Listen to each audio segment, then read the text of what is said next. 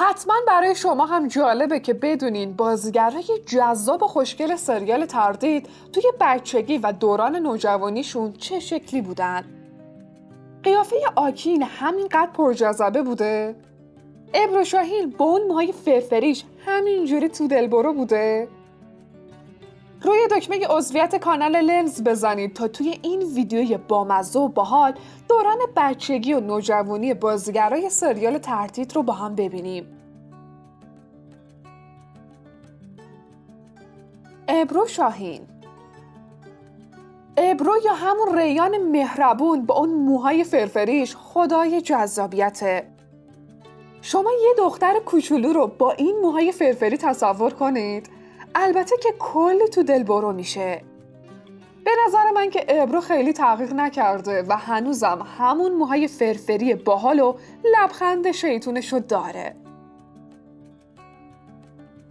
آکین آکینوزو، یعنی میران اصلان بیگ خدای نمک بوده، گرد و توپلی.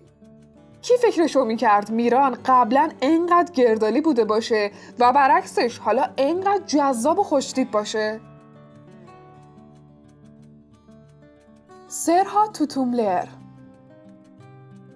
به نظر من که سرهاد یا همون هازار شادوغلو نسبت به جوونیاش خیلی تغییری نداشته و یه جورایی فقط جا افتاده تر شده.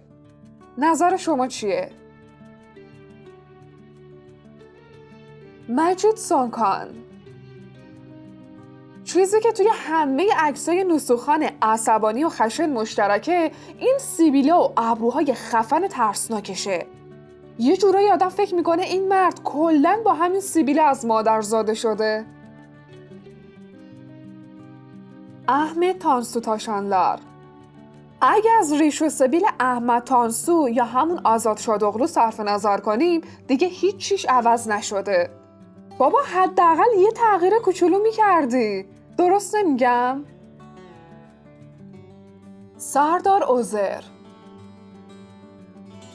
خداییش اصلا به این جوون میاد که جهان شادوغلو باشه. عجب جوونی واسه خودش بوده ها. جوونی کجایی که یادت بخیر. گلچین هاتیهان. نگم براتون از جوونی‌های هاندان خانم، یعنی از اون تیپ‌های نوستالژیا با موهای فکلی و چتری. عجب دورانی داشتن ها. آیلای ارکوک. خدایی کی میتونه حدس بزنه این کوچولو کدوم یکی از بازیگراست؟ یعنی این بچه شبیه هر کسی هست بجز یارن بدزاد. فریده چتین. فریده چتین یا زهرای سریال تردید از اون دست از بازیگراییه که تغییرات زیادی نداشته. یعنی هر جا هر عکسی از هر سنی ازش ببینید میگید این که فریده چتینه. اصلی سمت. اصلی یا همون ملیک دوست داشتنی با اینکه هنوزم یه دختر توپلو به حساب میاد، اما نگم براتون از عکسای قدیمیش که نشون میده بزرگترین تغییرش همون کاهش وزنش و بس. آخه ببینید لپای قرمزشو. ابرار آلیا دمیر بیلک. مگه داریم شیرین‌تر و خوشگل‌تر از گل خانم؟ این وروجک از الان انقدر نازه بعدن قراره چی بشه؟ آیدا اکسل. من که خودم اصلا فکرشم نمی کردم عزیزه با اون چشمای ترسناکش توی جوونی انقدر خوشگل بوده باشه. اصلا یه چی میگم یه چی میشنوین.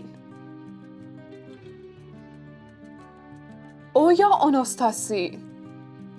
تو رو خدا شما لپای توپالی و چشمای گردش رو ببینید. خدایی خیلی بانمک نیست؟ اصلا فکر میکردین گونول اسلان بی انقدر بامزه بوده باشه؟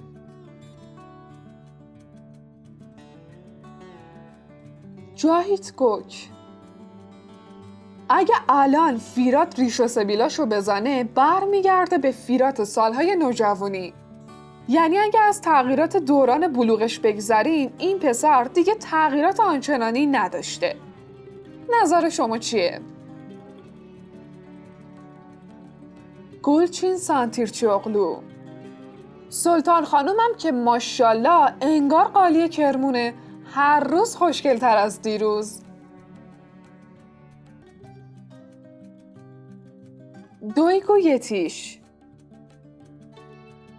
به نظر من که دویگو یا همون الیف شادوغلو با عکسای قدیمیش مو نمیزنه. یعنی دویگو کوچولوی با نمک فقط قد کشید و شده اینی که الان هست، همینو بس. دوغان بایراکتار: یعنی چیزی که از بچگی تا الان اصلاً هیچ تغییری نداشته موهای پریشونشه. نظر شما چیه؟ خب همراهی همیشگی کانال لنز، نظرتون در مورد عکسای قدیمی این بازیگرا چیه؟ میران با نمک‌تر بوده یا ریان؟ برای ما کامنت بذارید که دیگه عکسای بچگی کیا رو دوست دارید ببینید. لایک کردن این ویدیو و عضویت توی کانال لنز رو هم فراموش نکنید.